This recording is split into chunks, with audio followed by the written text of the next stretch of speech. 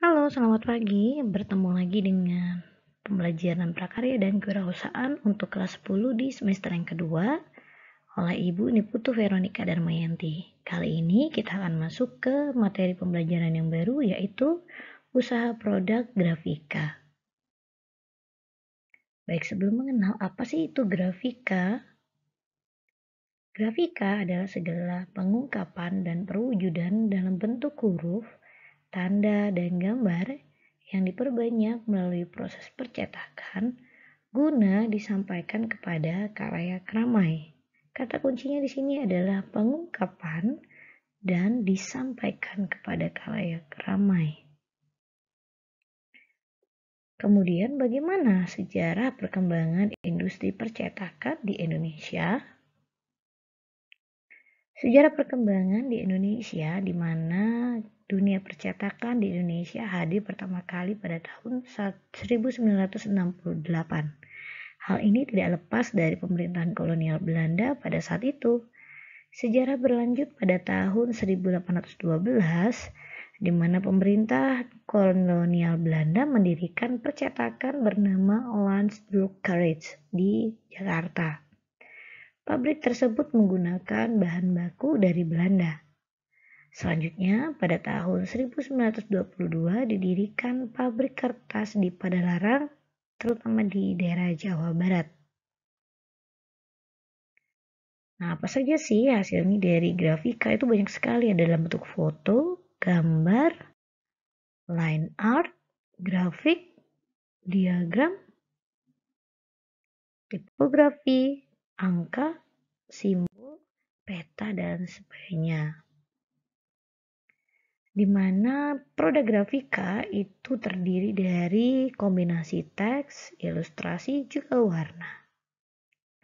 Nah, bagaimana dengan teknik cetak dari grafika itu sendiri? Ada 5 teknik cetak dari grafika. Yang pertama adalah dari cetak tinggi, cetak dalam, cetak datar, cetak sablon, dan terakhir adalah cetak digital yang seperti kalian sering mendengarnya. Baik, kita akan bahas satu-satu dari teknik cetak ini. Cetak tinggi. Proses cetak timbul atau dikatakan menonjol. Bagian yang mencetak dengan media cetak atau tidak datar tidak sama datar, gitu ya. Bidang pencetak dapat berupa balok kayu, karet, logam, atau bahan lainnya yang diberi gambar atau tulisan.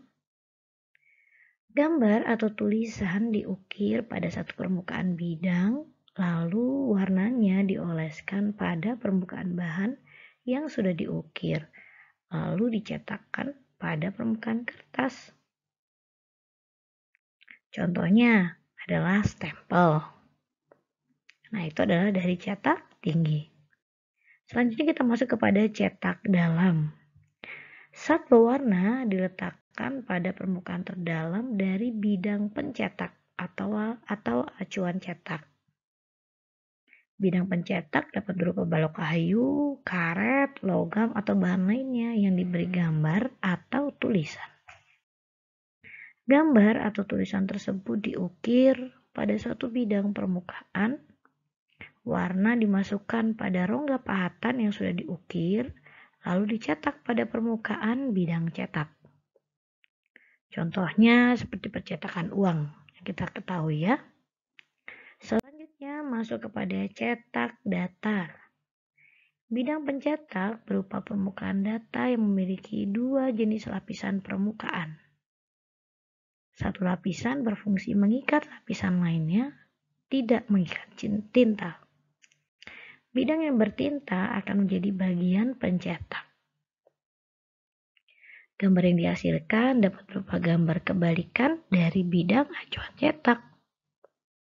Contohnya di sini ada koran ataupun majalah. Baik, selanjutnya kita ada di cetak sablon atau saring. Ini mengaplikasikan tinta langsung pada bidang datar.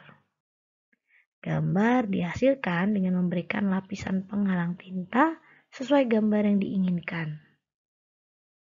Acuan cetak pada cetak saring dapat berupa stensil atau pola gambar yang diletakkan di antara kertas dengan screen atau dengan mencetakkan gambar acuan pada screen.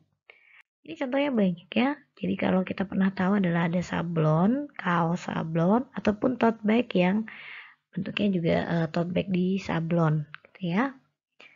Nah, bagian terakhir adalah cetak digital yang bisa kita selalu kenal. Inilah proses cetak yang terjadi tanpa bidang acuan cetak. Jadi pada proses percetakan ini diatur dan dilakukan secara digital dengan menggunakan komputer.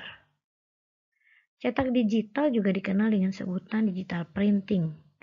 Mesin yang digunakan untuk cetak digital adalah printer. Adapun hasil dari cetak digital yang kita tahu adalah seperti buku, kemudian baliho, poster, spanduk, dan sebagainya.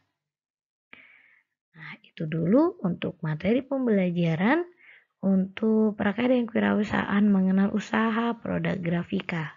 Kita akan lanjutkan di video pembelajaran selanjutnya. Terima kasih, salam sejahtera.